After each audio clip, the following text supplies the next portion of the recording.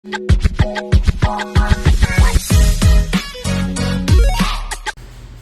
guys, nakaset up na yung road bike natin. So pupunta tayo ng Mount Seymour Valley sa North Van.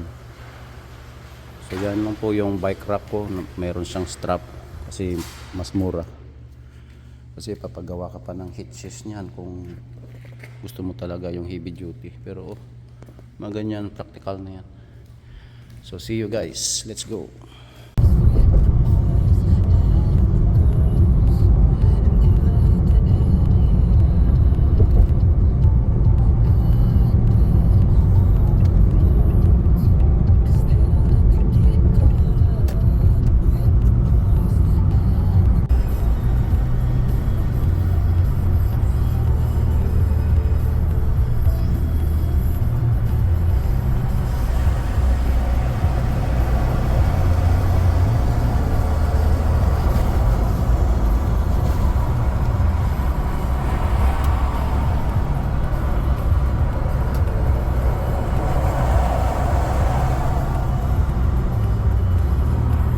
Doon ako sa likod sa dulo nagpark. Mahaba-haba tong bike driveway dito. So hindi na ako nag-start doon kasi nga medyo napakanaro ang sasakyan dito So hindi na ako nag-start doon sa likod kasi wala siyang talaga space mag-bike ka. So pag mayroon kang kasalubong na sasakyan, so dikit ka na sa kanan. So hindi ako nag-start dito sa likod doon sa park. So dito ako sa gitna para maluwag. Pero wala pa rin medyo opposite side ng driveway, halos magkadikit lang. So wala siyang space sa bike lane. So delikado dito pag nagbike ka. Depende sa iyo kung kaya mo. So yung iba dyan lakas loob. Pero mga tao dito nagda-drive, dandahan naman, alam naman nila kasi nasa low naman. Pero pag mayroong mga driver na mga kaskasero, so wala tayong magagawa dyan, tatamaan ka ng windshield. So sobrang dikit na yung sa kanan pag nag-drive. Dito tayo. Okay, nag-park guys sa medyo gitna. So okay dito. Nag-hike na kami dito last year, mga 2 years ago siguro. Maganda mag-hike dyan sa Lynn Valley. Ang tanong ba kung kailangan ba ng bayad? Morning guys. So ngayon lang tayo nakabalik ng bike. So last month nasa Alberta tayo nag-drive, nag-long drive tayo doon, nagbakasyon. So ngayon lang tayo naka-start ng mag-bike nitong weekend. So maganda na yung weather. So maganda maaga pa, medyo malamig pa. Pero pag mga past mga 10 na, sobrang init na dito. So first time ko lang mag-drive dyan sa mag-bike dyan sa papuntang Mount Seymour Dam. So hindi ko pa alam yan. So try lang natin, marami naman nagbabike. So dahil lang makakaragala.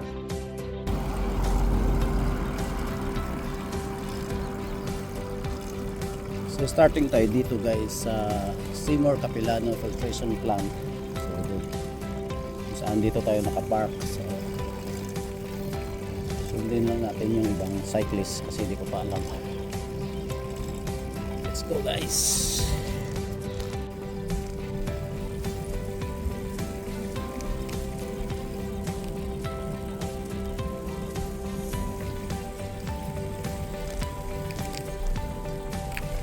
Matang dito.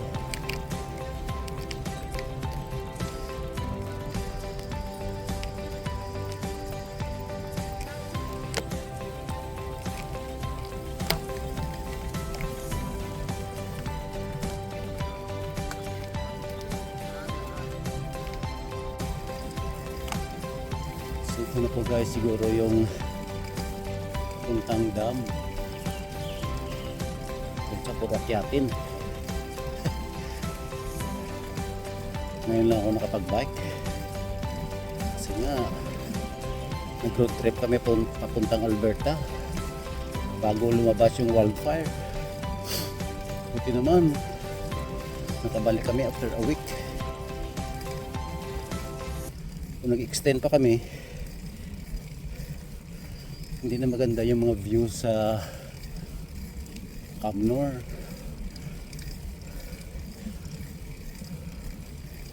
So try ko lang dito kung ano dito, kasi gusto naman natin yung mga fresh air habang nagbabike. Chill ride lang tayo. Bridge na maliit na tawag na Ohey Creek, wala ng tubig, so paakyat to pabalik oh. So balik naman tayo paakyat, dandahan, mga 2%, nasa 2%. Palampas naman tayo sa isang creek na bridge, yung Stony Creek. So 9 kilometers from Stony Creek again.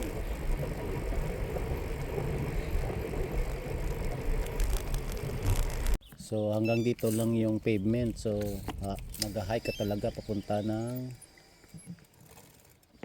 river, Seymour River, Seymour Falls. Malapit na tayo sa Seymour Falls. Kung diyan ka dadaan sa lower na yan, gravel. So mahirap na pag baka may bear dyan. Lagi ko nakakalimutan yung bear spray ko. Sobrang excited ka kasi. Yung sa taas niyan, yan po yung hiking ng Rice Lake. Naka-hiking na kami dyan. Ang ganda. Ganda mag-picnic. So first time ko lang nasubukan mag-ride ng bike. So yan po yung sa kanan ko, yung dyan po yung sa kanan ko yung Rice Lake na mag-hike trail ka. So may lake dyan sa gitna ang lapad.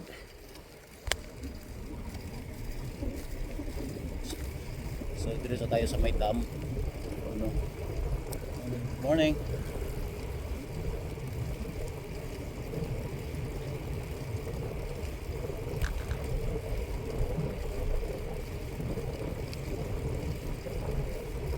Pakyat mo naman konti.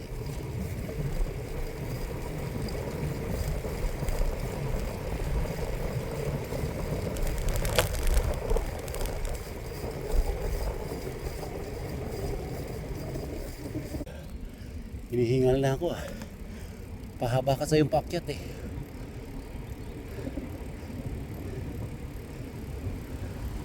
Pero okay lang yun. Maganda naman sa heart yung exercise.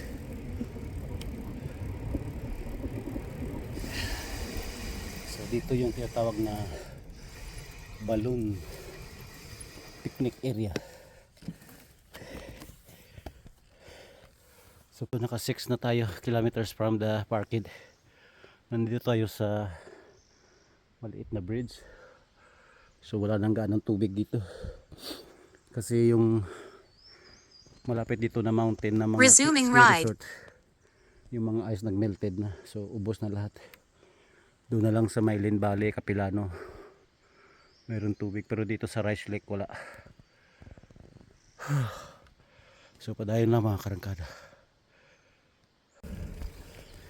First time ko dito. Ang ganda ng simoy ng hangin. Sana walang bear. Sabi na may mga bear dito lumalabas eh. So sa sobrang excited ko, naiwan ko yung bear spray ko sa sasakyan. So bahala na. Marami naman may naglalakad na naman eh. Tayo nagbabike, sila naglalakad. Hindi nga sila takot. Try natin. Yan, may naglalakad.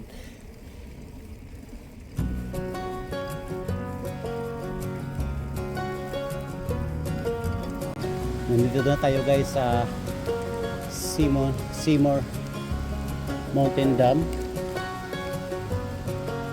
So dito muna ako mag-rest. Meron tinatawag dito na hatchery salmon.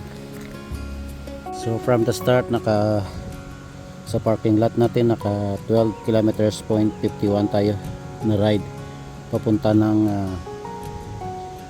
Mount Seymour Dam. 52 minutes, so almost 1 hour and a half kasi chill ride lang tayo eh. Yeah. Save.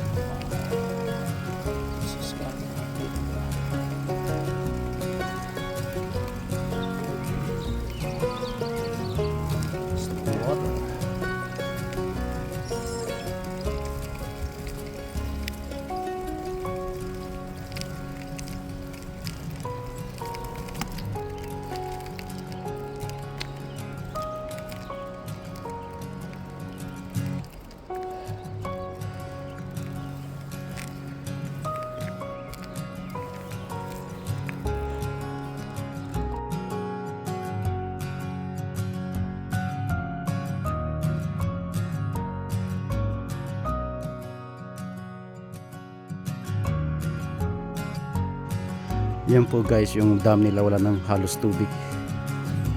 Kasi almost melted na yung mga snow dito eh. O during summer, konti na lang. Sa Grouse Mountain mayroon pa siguro sa Capilano. Saka sa Cypress. Halos tuyo na yung dam pag during summer. So nandito tayo guys sa Mount Seymour Dam.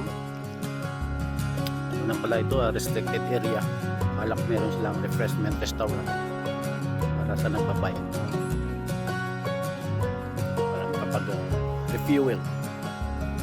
Ganda ng view. Ano siyang cottage, akala ko restaurant. So, balik na tayo guys pababa. So naka from parking lot na nasa 13 kilometers or 20 kung mabagal ka. So naka 1 hour ako na ride. Nag-rest muna ako, kumakain ako ng chocolate bar. Baba na tayo guys, so pag back and forth nasa 15 kilometers. So mga 30. Depende sa takbo mo.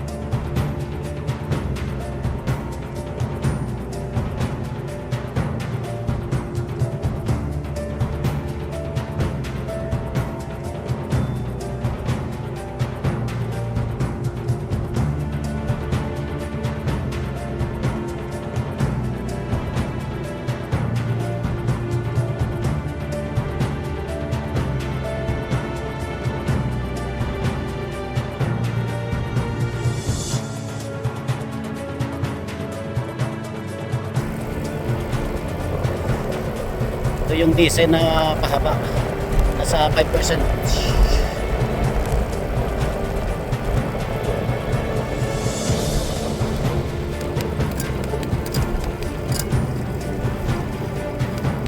Just po yung derail ko, pangit.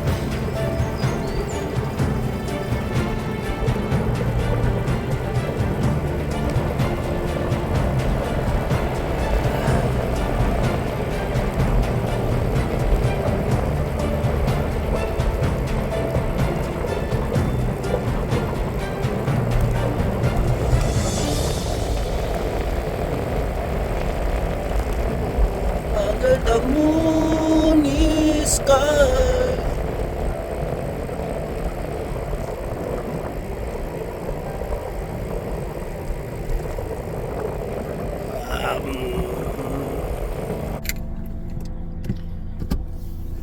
So yun po guys, naka-ride na po tayo doon sa Mount Seymour Dam. So uwi na ako. So hindi accurate yung GPS computer ko. Kung sa map, kung magbase ako sa Google Map, nasa 15 kilometers, pero pag sa GPS computer ko nasa 6 kilometers lang. So siguro hindi ko na-adjust yung diameter ng aking rim, kaya yung sa speed niya iba yung estimate. calculate niya. Pero okay lang yun. Hindi naman kailangan na perfect. Importante na kapag cardio exercise tayo. So yun po guys, yung weekend ko no, nakapag-ride after ng 3 weeks vacation sa Alberta, long drive. So ngayon lang tayo nakapag-ride itong buwan ng June 7. So nag-start ako ng 7 o'clock. So natapos ako ng mga 10 kasi nagpahinga pa ako. So uwi na ako. So maganda yung yung bike trail para lang talaga sa mga cycling saka sa mga road biking. Walang sasakyan makapasok, hanggang park lang. So at least maganda yung mga riding ng mga kababayan natin saka mga ibang mga riders, very safe.